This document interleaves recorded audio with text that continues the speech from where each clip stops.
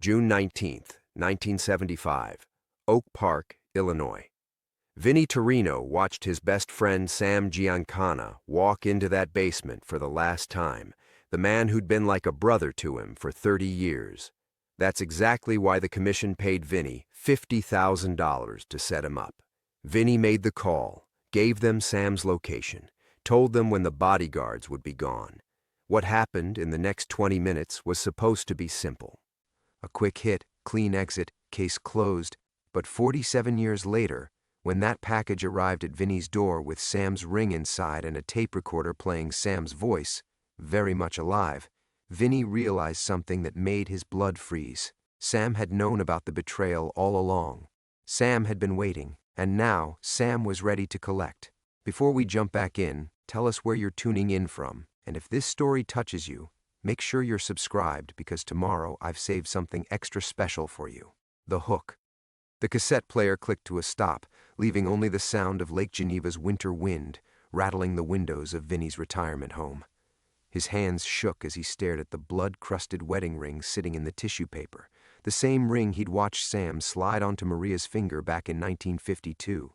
Sam's voice had been unmistakable, older, raspier from decades of cigarettes, but definitely alive. "Hello, Vinnie. Miss me?" Vinnie's 70-year-old heart hammered against his ribs as he rewound the tape with trembling fingers. He'd spent 47 years telling himself he'd done what needed to be done. The commission had been closing in anyway. Sam was getting reckless, drawing too much heat. Someone was going to take him out. Vinnie just made sure it happened clean, quick, with minimal collateral damage. Except now Sam was apparently breathing somewhere, and Vinnie was the one who felt like a dead man. The tape crackled back to life. "You think I didn't know? All those years, all those late-night phone calls you made right after our meetings? You think I was stupid, Vincent?" Vinnie's mouth went dry. He glanced toward the kitchen where he kept his .38 in the coffee canister, then forced himself to stay seated. If Sam wanted him dead, he'd already be bleeding out on his Persian rug. "Remember 1962? That warehouse on Cicero? You made a choice that night, Vinnie. A choice that put an innocent woman in the ground.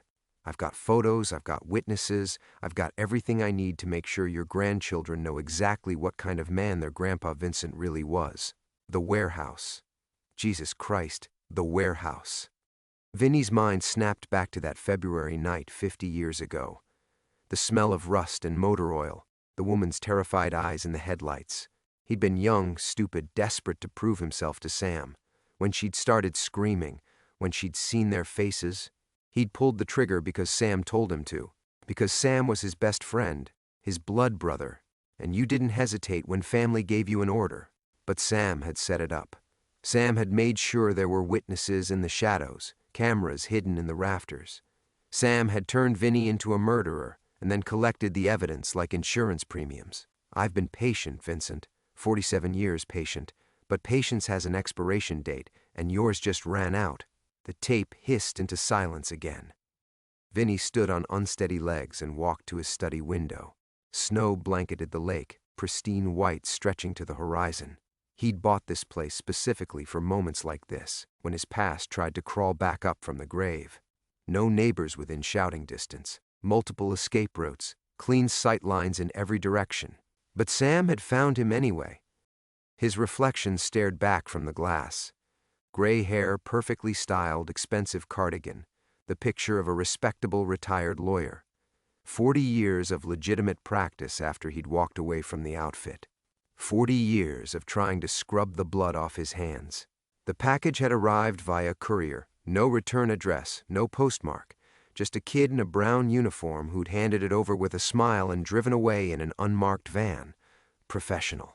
The kind of professional that cost serious money to arrange, which meant Sam hadn't just survived, he'd thrived. Vinnie pulled his phone from his pocket and stared at the screen. Who could he call? The bureau agents he'd fed information to over the years were all dead or retired. His old contacts in the outfit wouldn't believe him, wouldn't care if they did. As far as the world knew, Sam Giancana had been murdered in his basement in Oak Park in 1975, case closed, chapter finished. But the ring in that box said otherwise. The voice on that tape said otherwise. His phone buzzed. Text message from an unknown number. Torino Park. Midnight. Come alone. You know what happens if you don't? Torino Park, the little playground in Cicero they'd named after his uncle back in the 80s, when everyone thought the Torino family was nothing but lawyers and legitimate businessmen. Sam was making a point. He knew everything about Vinny's life, down to the smallest details. Vinny walked back to his desk and opened the bottom drawer. Underneath his old law journals sat a manila folder he hadn't touched in decades. Insurance of his own, photographs, documents, bank records that could put half of Chicago's remaining wise guys in federal prison. But Sam had something better than evidence. Sam had leverage that went deeper than money, deeper than prison. Sam had a secret that would destroy not just Vinny, but everyone he'd ever loved. The wind picked up outside, howling across the lake like the voices of the dead. Vinny checked his watch. 9:47 p.m. 2 hours and 13 minutes until he came face to face with a ghost who wanted to collect on a debt 4 decades overdue. He reached for the coffee canister and wrapped his fingers around cold steel. Time to find out what the resurrection of Sam Giancana was really going to cost. Introduction. The .38 felt heavier than Vinny remembered as he set it on his kitchen counter next to the half-empty bottle of Macallan. His hands had steadied. 40 years of courtroom battles had taught him how to function with ice water in his veins. But his mind kept drifting to the framed photographs lined up along the windowsill like silent witnesses to his double life. Maria, his late wife, smiling in their wedding photo from 1968. She'd died believing she'd married a reformed man, a lawyer who'd left his ugly past behind. Their daughter Angela, at her Harvard Law graduation, the pride in her eyes when she told reporters she'd learned everything about justice from her father. His twin granddaughters, Lucy and Sophie, now 16 and perfectly innocent, building snowmen in last Christmas's photo with their grandfather's help. Sam knew about all of them, had probably been watching them grow up from whatever hole he'd been hiding in for 47 years. Vinny poured 3 fingers of scotch and walked to the living room, settling into the leather armchair that faced the lake. This house had been his sanctuary, bought with clean money from legitimate cases, positioned at the end of a private road where he could see trouble coming from miles away. The irony wasn't lost on him that the man who'd taught him to always have an escape plan was the same one now closing off every exit. The grandfather clock in the hallway ticked with mechanical precision. 10:15. An hour and 45 minutes until his past came calling. He'd met Sam Giancana in 1954 when Vinny was a 22-year-old law student desperate enough to take any paying client. Sam was nobody then, just another street punk from the patch who'd gotten pinched for bookmaking. But there was something different about him, a coldness behind the charm that reminded Vinny of his own father. Sam saw potential in the young lawyer with connections to judges and prosecutors.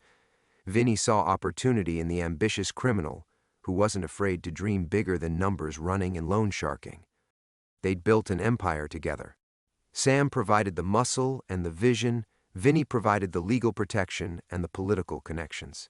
By 1960, Sam controlled half of Chicago's rackets, and Vinny had judges in 3 counties on his payroll. They were brothers in everything but blood, partners in a dance that made them both rich and powerful. Until the night everything changed. February 15, 1962. The warehouse on Cicero Avenue that Sam used for meetings too sensitive for restaurants or social clubs. Vinny had arrived expecting to discuss their latest casino investment, but Sam was waiting with a woman, mid-30s, brown hair, terrified eyes. She'd been asking questions, Sam explained, sniffing around their operations for some federal task force. They needed to send a message about what happened to people who got too curious. Vinny had hesitated. He'd gotten his hands dirty before, but always with other criminals, other players in the game who knew the rules. This woman was civilian law enforcement, somebody's daughter, maybe somebody's mother. "She's seen too much," Sam had said, pressing the .45 into Vinny's palm. "You do this, and we're family forever. You don't. And I start wondering if maybe you've been asking too many questions yourself." The threat was clear. In Sam's world, loyalty wasn't just expected, it was proven with blood. Refusing meant Vinny would be next against the warehouse wall, and Sam would find himself another lawyer. So Vinny had pulled the trigger. What he hadn't known was that Sam had positioned men with cameras in the shadows. What he hadn't realized was that the whole thing was a setup, designed to give Sam permanent leverage over his most valuable asset. The woman was probably dead either way, but now Vinny was the one holding the smoking gun in a dozen photographs. After that night, their relationship changed. Vinny was no longer a partner. He was an employee with a very specific job description. When Sam said jump, Vinny asked how high. When federal heat got too intense and Sam needed someone to disappear permanently, Vinny made the arrangements, even when those arrangements meant betraying the man who'd trusted him most. The scotch burned going down, but not enough to wash away the taste of 47 years of guilt. Vinny had convinced himself that setting up Sam's murder was an act of mercy. Better to let him disappear with some dignity than wait for the inevitable bullet from a rival family. The commission was already discussing Sam's removal anyway. Vinny just made sure it happened on his terms, with his chosen shooter, in a location where Sam could walk away afterward. At least, that's what he'd told himself every night since 1975. Now Sam was back, and Vinny realized he'd never been the puppet master in this story. He'd always been the puppet, dancing on strings Sam had been pulling from the very beginning. His phone buzzed against the coffee table. Another text from the unknown number. Bring the folder from your desk. And Vincent? Wear something warm. It's going to be a long night. Vinny finished his scotch and looked at the photographs again. His granddaughters would be asleep now in their suburban bedrooms, dreaming 16-year-old dreams about prom and college and futures that had nothing to do with warehouses or blood or the sins of their grandfather. Sam was right about one thing. Some debts never expired. They just grew interest. Vinny was reaching for his coat when the front door exploded inward. Wood splinters showered the foyer as three men in dark suits stepped through the wreckage, their movements precise and professional. The leader, tall, silver-haired, wearing a cashmere overcoat that probably cost more than most people's cars, smiled like a funeral director greeting grieving relatives. "Hello, Vincent. Going somewhere?" Vinny's hand froze halfway to the closet. He recognized that voice, though it had aged like fine whiskey in the decades since he'd last heard it. Joseph Joey matches Marcello, Sam's old lieutenant, the man who'd supposedly died in a car bombing in Miami in 1978. Another ghost back from the dead. "Joey." Vinny's voice came out steady despite the ice forming in his chest. "You're looking good for a corpse." Joey's laugh was warm, almost friendly. "Funny thing about dying, Vincent. It's very liberating. No more enemies, no more heat, no more commission breathing down your neck. Just pure freedom to pursue your interests." The two men flanking Joey remained silent, their faces blank as cemetery stone. Vinny didn't recognize them, which meant they were either very new or very good. In his experience, the quiet ones were always the most dangerous. "Sam send you?" Vinny asked. "Sam doesn't send anyone anymore, Vincent," Sam asks, very politely. Because Sam's learned patience in his golden years, Joey stepped deeper into the living room, his eyes scanning the family photographs with predatory interest. Beautiful granddaughters. Lucy and Sophie, right? Juniors at New Trier High School, honor roll students. Very bright futures ahead of them. The threat hit Vinny like a physical blow. His knees nearly buckled, but 40 years of legal training kicked in. Never show weakness, never let them see you sweat. What does Sam want? What he's always wanted, Vincent. Justice, closure, a final accounting of debts owed. Joey picked up the wedding photo of Vinny and Maria, studying it with theatrical interest. "You know, Sam attended your wedding. Did you know that? Standing in the back of St. Alphonsus, watching you promise to love and honor a woman while you were already planning to betray the man who'd made you everything you became." Vinny's mouth went dry. "I never betrayed." 1974, Vincent. October 15th. That phone call you made to Agent Richardson after Sam told you about the Miami operation. 1975, January 8th. Your little meeting with Assistant Director Morrison at that coffee shop in Evanston. Should I continue? Each date hit like a sledgehammer to Vinny's chest. Sam had known. All those years, all those careful conversations with federal handlers, all those tips passed along to keep the heat off himself and his family. Sam had known about every single betrayal. Sam was getting reckless, Vinny whispered. The commission was already planning to remove him. Yes, we know. Joey set down the photograph with exaggerated care. The question is, did you warn Sam out of loyalty, or did you set up his murder out of fear? Because here's the beautiful part, Vincent. It doesn't matter. Either way, you owe him everything. The grandfather clock chimed 11, its brass pendulum swinging with mechanical indifference to the drama playing out in the living room. 1 hour until the meeting at Torino Park. 1 hour until Vinny came face to face with a man who'd apparently been orchestrating this reunion for decades. There's something else, Joey continued, pulling a manila envelope from his coat. Something Sam wanted you to see before tonight's festivities. He spilled the contents onto Vinny's coffee table, photographs, black and white surveillance shots that looked like they'd been taken yesterday. Lucy and Sophie walking to school. Angela leaving her downtown law firm, even Vinny himself captured through a telephoto lens as he'd sat reading on his dock last summer. 47 years, Vincent. 47 years of watching, waiting, planning. Do you have any idea how much patience that requires? How much discipline? Joey's voice carried an almost religious reverence. Sam could have reached out any time, could have collected his debts whenever he felt like it, but he waited. Because he wanted you to build something beautiful first, something worth destroying. Vinny sank into his chair, suddenly feeling every one of his 70 years. The photographs stared up at him like accusatory eyes. His granddaughter's innocent faces, his daughter's proud smile, his own comfortable retirement that had all been an illusion. The folder from your desk, Joey said. Sam knows you have insurance. He also knows it won't be enough. Outside, snow began falling again, thick flakes drifting past the windows like ash from a distant fire. Vinny thought about the 38 in the kitchen, but Joey's men were already moving to block potential escape routes. What does he want? Vinny asked again.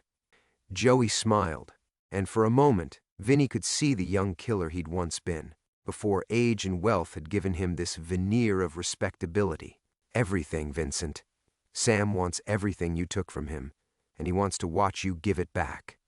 Vinny stared at the photographs scattered across his coffee table like tarot cards predicting a bloody future. His granddaughters smiled up at him from surveillance shots taken with professional precision. Lucy adjusting her backpack outside the Starbucks where she worked weekends, Sophie laughing with friends in the new Trier parking lot. Recent photos, current photos. Photos that said Sam's reach extended into every corner of Vinny's carefully constructed new life. You're insane if you think I'm just going to... Joey's voice carried amusement. What exactly are you going to do, Vincent? Call the police? Tell them your old mob boss faked his death and wants his money back? File a restraining order against a man who's been officially dead for 47 years? One of Joey's silent companions, a thick-necked man with dead eyes, stepped closer to the family photographs on the windowsill. He didn't touch anything, just stood there radiating menace like heat from a furnace. The message was clear. Nowhere was safe. No one was off limits. Vinny's legal mind scrambled for options, leverage, some kind of play that could shift the balance. The FBI. The FBI? Joey laughed, the sound sharp as breaking glass. Vincent, you fed them information for decades. You think they're going to protect you now? You think they're going to admit their star informant was playing both sides the whole time? He gestured toward the manila envelope on the table. Besides, Sam has copies of everything. Every meeting, every phone call, every piece of intelligence you passed along. How do you think that's going to look in federal court? The walls of Vinny's sanctuary seemed to be closing in. This house that had represented freedom, safety, distance from his past. It was just another cage. Had always been a cage.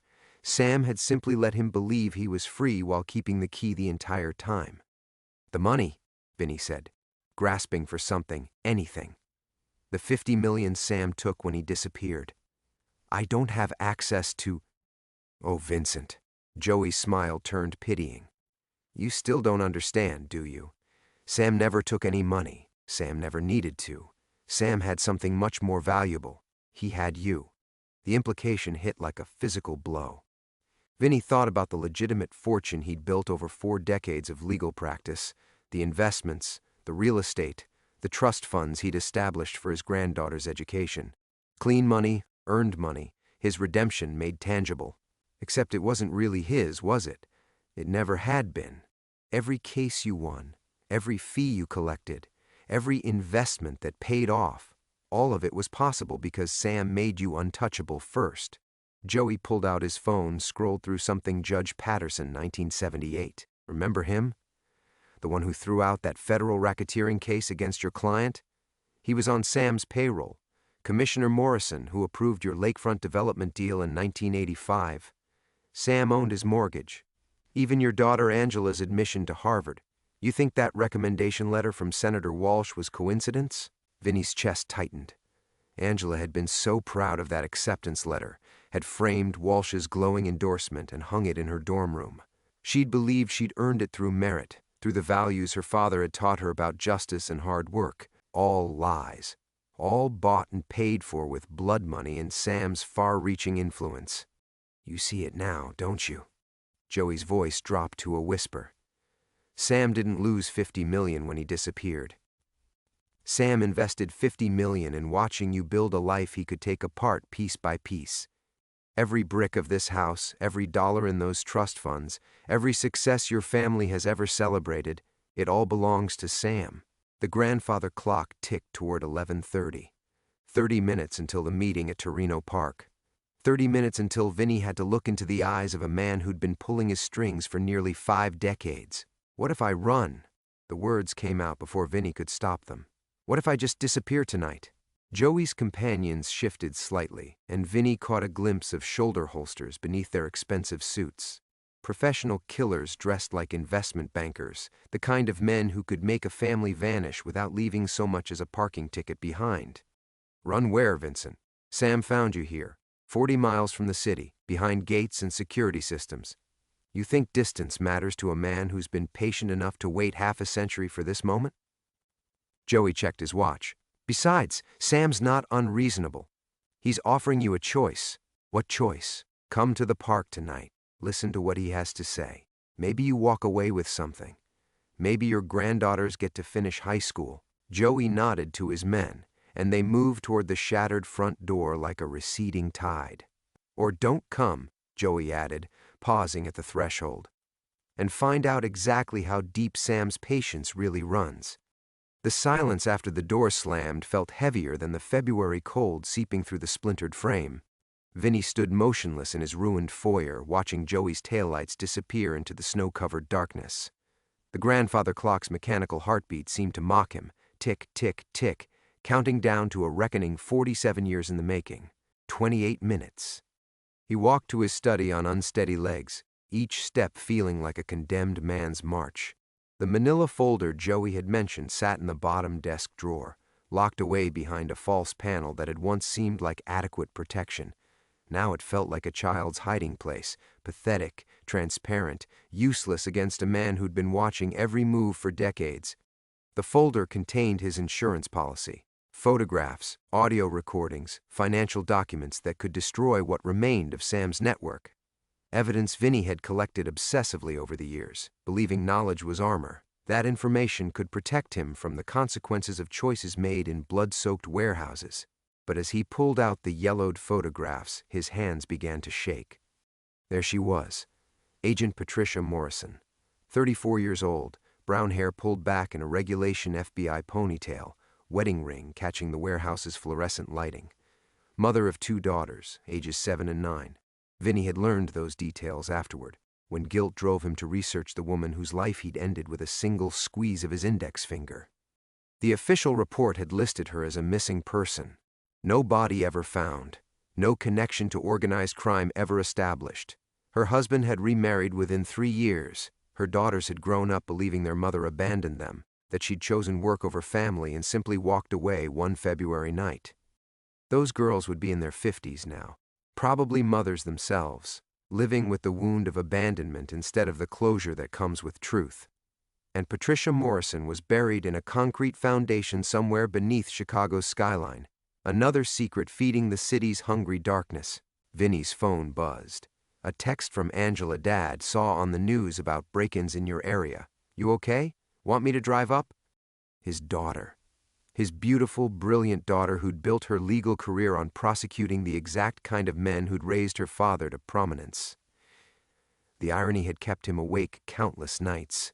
Angela fighting corruption while living off its proceeds, pursuing justice with money earned through betrayal. His fingers hovered over the keyboard. What could he tell her? That her Harvard education was purchased with a dead woman's blood? That every advantage she'd ever enjoyed was built on a foundation of lies? That her children, his precious granddaughters, carried the genetic legacy of a killer? Everything's fine, he typed back. Just some vandalism. Security company is handling it. Another lie. God, when had lying become so reflexive? When had deception become as natural as breathing? The study walls were lined with awards and commendations, legal achievement certificates, photos with governors and senators, recognition from civil rights organizations for his pro bono work. 40 years of building a reputation for integrity, of crafting an identity that could somehow balance the scales of that warehouse night. All theater, all meaningless, all bought with Sam's influence and sustained by Sam's patience. Vinny opened the file cabinet and found what he was really looking for. The folder marked PM 20 pages of investigation he'd conducted privately, obsessively, over the decades. Patricia Morrison's life story, written by a man trying to understand what he'd destroyed. She'd been valedictorian at Northwestern, joined the bureau straight from law school, turned down lucrative private sector offers because she wanted to make a difference, specialized in organized crime because her uncle had been beaten to death by loan sharks when she was 16, worked nights and weekends building cases against men like Sam, men like Vinny. She'd been closing in, too. The documents showed she'd identified 3 shell companies Sam used for money laundering, had traced payments to 2 judges, was within weeks of securing federal indictments.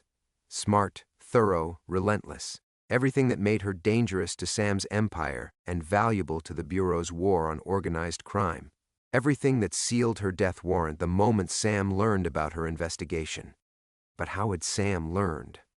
The question had haunted Vinny for decades, because Patricia Morrison had been careful, professional, paranoid about operational security. Someone inside the Bureau had been feeding information to Sam's network. Someone with high-level access had betrayed her long before Vinny pulled that trigger. Which meant Patricia Morrison had been doomed regardless. Vinny was just the weapon Sam chose, not the architect of her death. But that distinction felt meaningless now, standing in his study with 20 minutes left until judgment. Intent mattered less than action, and Vinny's action had silenced a good woman's voice forever.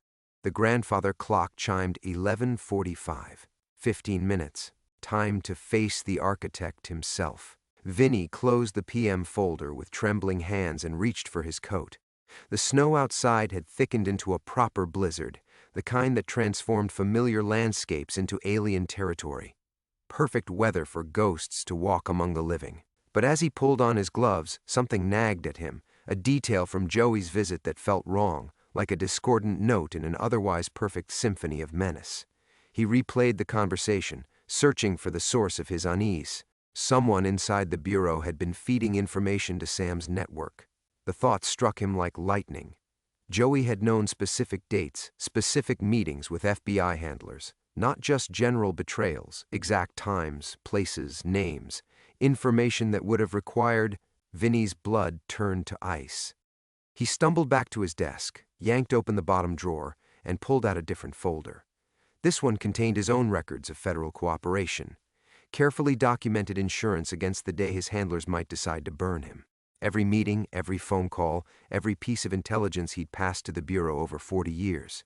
His hands shook as he found the entries Joey had mentioned.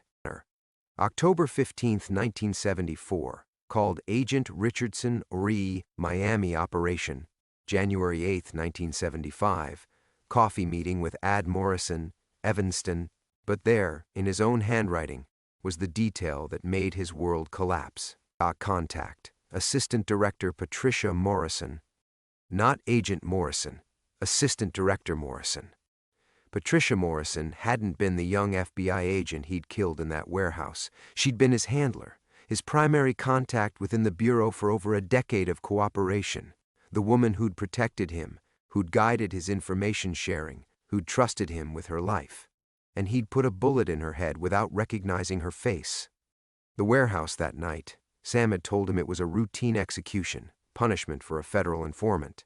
Vinny had assumed it was some low-level criminal who'd turned state's evidence. But Sam had known exactly who she was, had known exactly what it would mean for Vinny to discover the truth.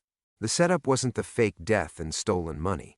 The setup was 47 years of letting Vinny believe he'd killed a stranger. His legs gave out.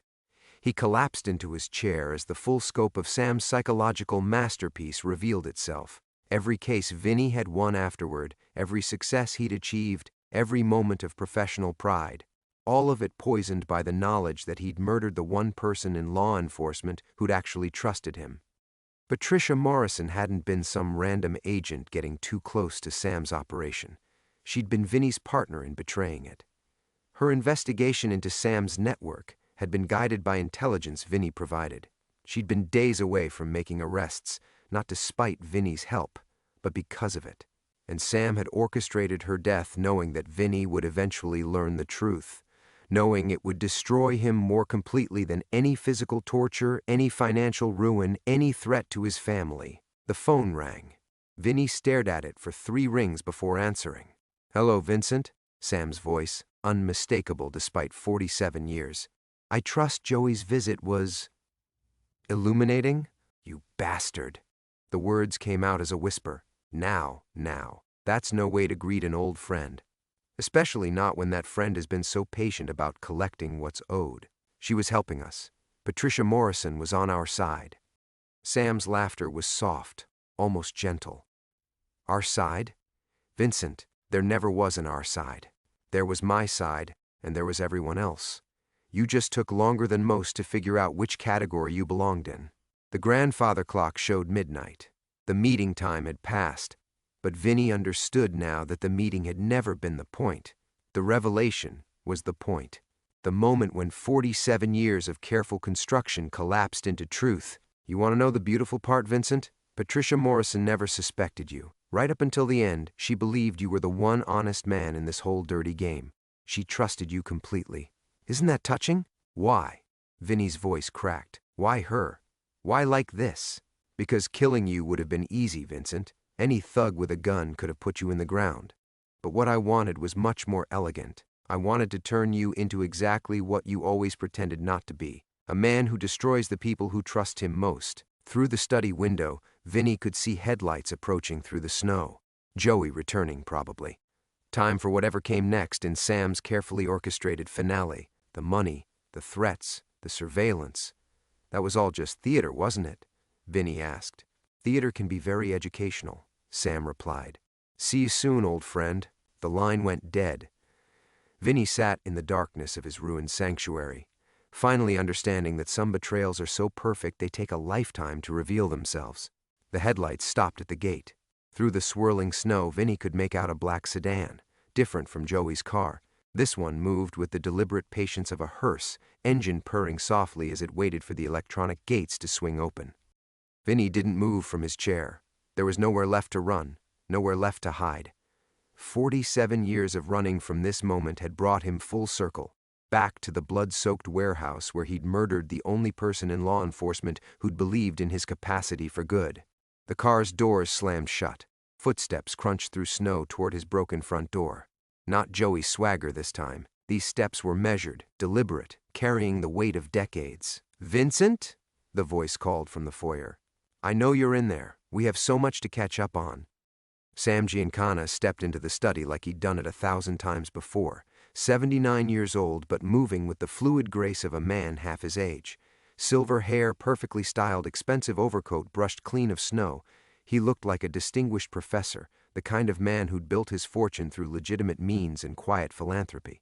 The last time Vinny had seen that face, Sam was 47 and bleeding from federal agents' bullets in a staged execution that had fooled everyone, including his closest friend. "You look good, Vincent. Retirement agrees with you."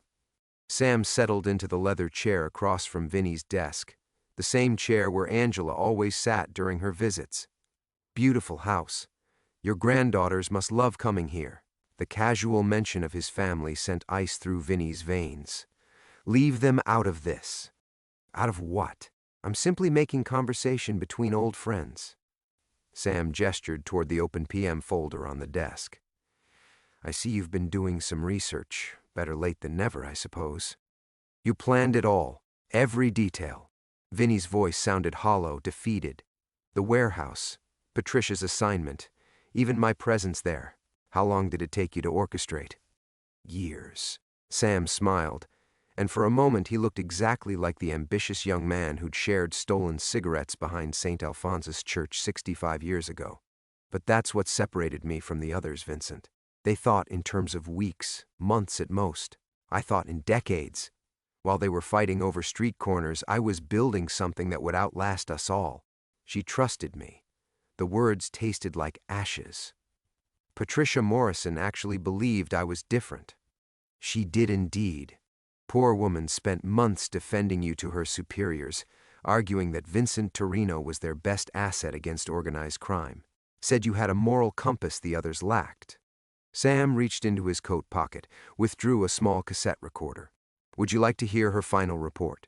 She recorded it 3 days before you killed her. Vinny's hands clenched into fists. No. She recommended you for the Bureau's Medal of Valor. Can you imagine? A decoration for exceptional courage in the pursuit of justice. Sam's finger hovered over the play button. She was going to surprise you with the nomination. Had it all planned out. Ceremony at federal headquarters, your daughter in the front row, proud as could be of her heroic father. The study seemed to contract around them. 40 years of carefully constructed normalcy dissolving into the brutal clarity of truth. Every legal victory, every moment of professional pride, every time Angela had bragged about her father's integrity, all of it built on Patricia Morrison's corpse. The recording, Vinny whispered. The one you sent with her ring. You said it was made 3 days ago. Sam's smile widened. Outstanding, counselor. I was wondering when that inconsistency would occur to you. He pocketed the cassette player. Patricia Morrison died in 1975, just as the official records indicate. But her voice, well, technology has made remarkable advances in recent years. Amazing what computers can do with old audio files and a little patience. Another lie, another manipulation. Even in his final revelation, Sam was layering deceptions within deceptions, ensuring that Vinny could never be certain where truth ended and theater began. The 50 million you stole never existed. I told you, Vincent, I invested in something much more valuable than money. I invested in watching you build a life I could destroy whenever I chose. Sam stood, smoothing his coat. 47 years of wondering when the other shoe would drop. 47 years of looking over your shoulder, waiting for consequences that never came. Until now. Through the window, more headlights were approaching. A convoy this time. 3, maybe 4 vehicles moving through the snow like hunting wolves. My family, Vinny said. Whatever debt you think I owe. Oh, Vincent. Sam's voice carried genuine sadness. After all this time, you still don't understand. Your family isn't collateral damage. Your family is the point. The debt isn't money or blood or revenge. The debt is everything you've ever loved, everything you've built, everything you've told yourself was clean. The grandfather clock chimed 12:30. The sound echoed through the study like a funeral bell, marking the death of Vincent Torino's last illusion, climax. The convoy stopped outside, engines idling like predators waiting to feed. But Vinny no longer watched the approaching headlights. Something had shifted in the space between heartbeats, a fundamental reordering of power that Sam hadn't anticipated. You made one mistake, Vinny said, rising slowly from his chair. His voice carried a steadiness that surprised them both. 47 years of perfect planning, and you made one critical error. Sam's eyebrows lifted slightly, the first crack in his composed facade. Enlighten me. You assumed I stayed the same man who pulled that trigger. Vinny walked to the window, watching the dark figures emerging from the vehicles. You built this entire masterpiece around destroying someone who stopped existing decades ago. Vincent, the man who killed Patricia Morrison, was a coward. He followed orders without question, believed lies without investigation, chose survival over conscience. Vinny turned back to face his oldest friend. You spent 47 years nurturing that coward, feeding him guilt and fear, watching him squirm. But that man died the night I learned what I'd really done. Sam's confidence flickered. The script wasn't following his careful choreography. You want to know what happened after I discovered the truth about Patricia? I didn't hide from it, Sam. I built on it. Every case I won, every criminal I put away, every corrupt official I exposed, that was Patricia Morrison's work continuing through me. I became the agent she never got the chance to be, touching sentiment. But it changes nothing. It changes everything. Vinny pulled out his phone, displayed a recording app that had been running throughout their conversation. Because the man you're threatening now isn't the frightened lawyer who buried secrets for 40 years. He's someone who's been preparing for this moment since the day he understood what you'd made him do. Sam's face went perfectly still. Outside, car doors were slamming, but the sound seemed distant now, irrelevant. You see, Sam, I didn't spend these decades running from consequences. I spent them documenting them. Every connection you've maintained, every asset you've hidden, every person who helped you disappear. Vinny gestured toward the filing cabinets. 40 years of investigation, all leading to tonight. You think the FBI will believe a retired mob lawyer? I don't need them to believe me. Vinny smiled, and it was the first genuine expression he'd worn in days. I need them to believe Patricia Morrison. From his desk drawer, he withdrew a thick manila envelope. Sam's eyes fixed on it like a serpent watching a mongoose. Her files, Sam. The real ones. Every piece of evidence she'd gathered against your network. Every connection she'd traced. Every crime she'd documented. She hid copies in a safety deposit box, accessible only to someone with the right access codes. Codes she'd passed to her most trusted asset. Sam's hand moved instinctively toward his coat, but Vinny continued without flinching. You killed her 3 days before she could make arrests, but the evidence survived. And more importantly, Vinny opened the envelope, revealing dozens of photographs and documents. I've spent 47 years adding to it. Every birthday party you attended under assumed names, every safe house you used, every financial transaction that kept you alive. The grandfather clock ticked in the sudden silence. Sam's carefully constructed empire of psychological torture was collapsing under the weight of something he'd never anticipated: redemption. You wanted to destroy everything I'd built, Vinny said quietly. But what I built wasn't a career or a reputation, or even a family legacy. What I built was justice for Patricia Morrison. And tonight, she finally gets it. Sam's composure cracked completely. Your granddaughters are protected by federal marshals who've been positioned around this property for 3 hours. Vinny's voice carried the authority of a man who'd outgrown fear.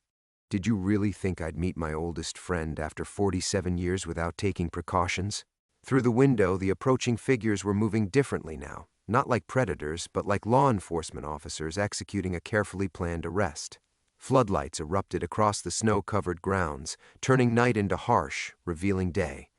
Sam stood slowly, his age finally showing in the careful way he favored his left knee. You always were smarter than you pretended to be. No, Sam, I was exactly as stupid as you thought. But Patricia Morrison was brilliant, and she taught me that intelligence means nothing without courage to act on it. Vinny walked to his desk, picked up the phone.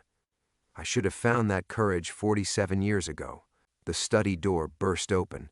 Federal agents flooded in, weapons drawn but controlled, professional.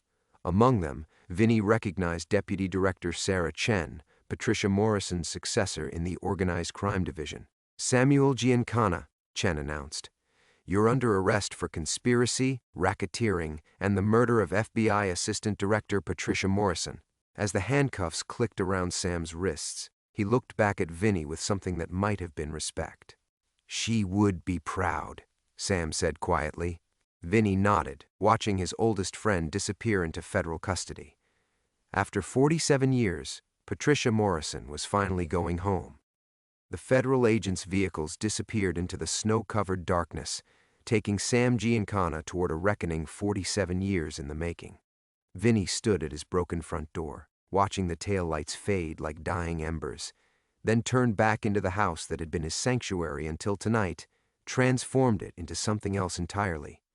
The study felt different now, not violated, but somehow cleansed. He moved slowly through the room, collecting the scattered pieces of his old life: the PM folder with Patricia Morrison's photograph, the cassette player Sam had used for his psychological theater, the manila envelope containing 4 decades of patient investigation.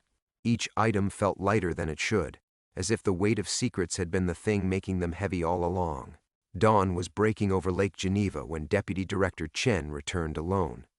She found Vinny in the kitchen, making coffee with the careful precision of a man who'd forgotten how normal activities were supposed to feel. "We need your full statement," she said, accepting the cup he offered. "But I wanted to thank you first. Patricia Morrison was my predecessor, but she was also my mentor. What you did tonight, she would have been proud." Vinny settled across from her at the breakfast table where Angela's daughters had eaten cereal just weeks ago, their laughter filling spaces that now echoed with different memories. "I should have done it 47 years ago." "You did it when you could." Chen's voice carried the authority of someone who understood the weight of delayed justice. "That's what matters." They talked through the morning, Vinny providing details that would ensure Sam's prosecution extended beyond a single murder to encompass decades of orchestrated cruelty. The financial networks, the safe houses, the carefully maintained fiction of a dead man living comfortably on stolen time, all of it would unravel in federal courtrooms where Patricia Morrison's evidence would finally speak. When Chen left, Vinny found himself alone with the kind of silence he hadn't experienced in decades. Not the brittle quiet of a man hiding from consequences, but the deep stillness of someone who'd finally stopped running from himself. His daughter arrived that afternoon, bringing his granddaughters and questions he answered as honestly as he could.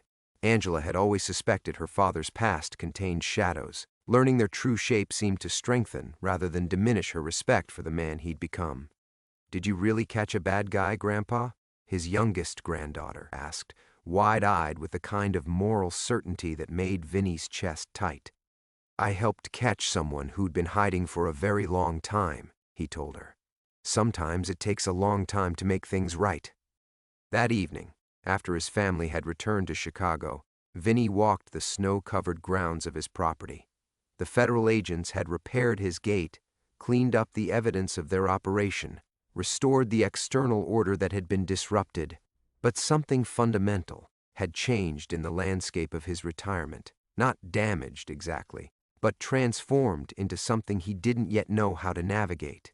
He found himself at the small dock where he'd spent summer mornings fishing with his granddaughters, teaching them patience and the value of quiet observation.